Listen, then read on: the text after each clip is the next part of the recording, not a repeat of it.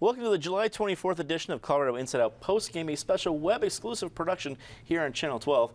Let's get a quick take on a pro-police rally held last weekend that quickly turned into a clash of ideas as anti-police protesters swarmed the event with signs and bullhorns. Meanwhile, Denver Police Chief Robert White announced a major reorganization of the leadership this week, including the demotion of 2 commanders. Patricia Calhoun from Westward. Lots of stuff here. I mean, I can understand where the pro-police supporters were coming from, but I guess it seemed natural that the anti-police protesters were going to show up. Were you surprised? Were you surprised by the big moves by Chief White? No, actually, none of it was surprising. I guess what I'm pleasantly surprised by is that Denver doesn't have the level of animosity and trouble that some cities do. That's good news. But we still have a lot of work to do in the manager of safety's office. Of course, we're still looking at the sheriff's department where we need a new head, where the bad stories still keep coming. That's a top priority. Chief White seems to have done several reorganizations, and it doesn't seem to have smoothed things over, but at least they're out in the community. They're talking to people more. That's good. But the police department has a long way to go, I think, to really repair the situation with the community. And the fact is, whenever there's a protest, there's going to be a counter-protest in this town. It doesn't matter what it is. The only department in that group right now, the Denver Fire Department, seems to be doing very well. Tragic loss recently of one of its members, but they're taking on other areas like Englewood, Glendale. They are now providing support for those cities, and seemingly without any problems. Todd Shepherd, editor of CompleteColorado.com. Patty brought up a very good point about that Denver's been lucky about not having more problems with police issues. And hopefully we'll continue that great fortune. But is Chief White making the right moves to keep that fortune, I guess, around? I've been anticipating that question. I've been thinking a lot about it in the last couple of days, and it's really hard for any citizen to have a grasp on a police department that size. What's really needed here, as we talked about in the first show, is here we're losing all these post reporters. What's really needed is that beat reporter that can really stick around city council persons' offices because they're the ones that are going to get that first level of feedback. Other than that, Patty talked about there's a long way to go to rebuild that trust. I think right now it starts with getting this body camera thing working. I mean, you're going to go out and get these grants and get these body cameras, and then they're only in use 25% of the time.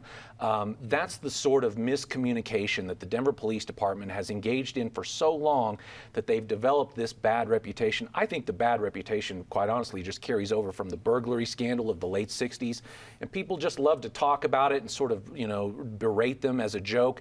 And unfortunately for them, it's stuck around all these years, and they have to go above and beyond to repair that relationship, not just put forth an average effort. Eric Sondermann, political analyst. The rally aside, I mean, at least hopefully maybe that can just be considered a healthy way of a city venting its anger one way or the other, pro or anti. But what do you think of Chief White? Are the moves the right direction? Will Mayor Hancock have to see more moves happen?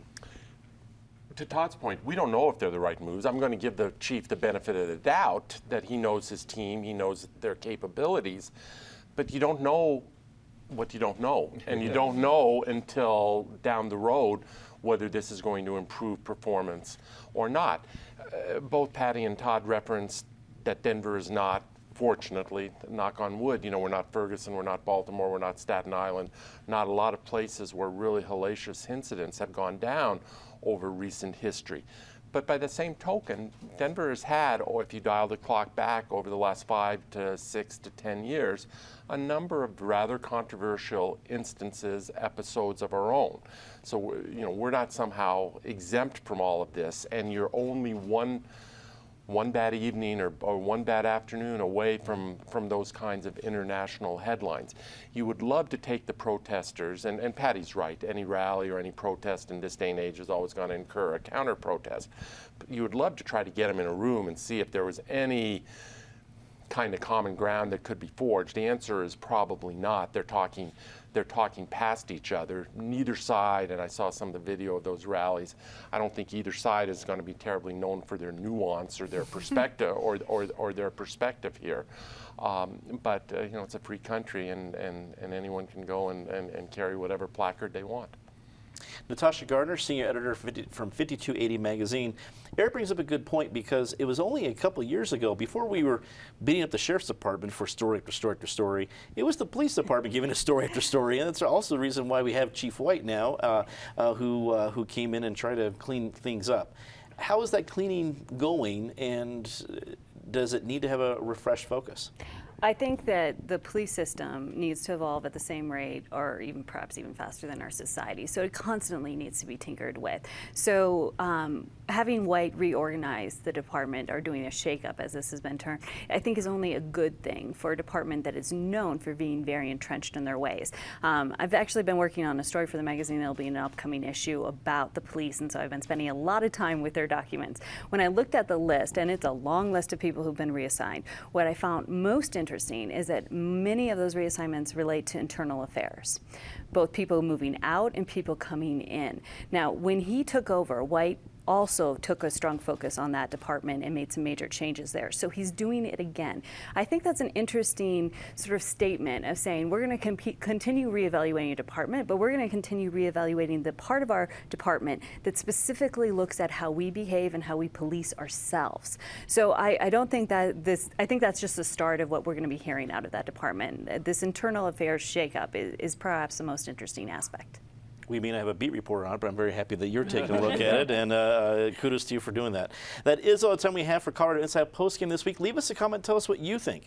For everyone here at CPT12.org, I'm Dominic Dezzutti. Thanks for watching.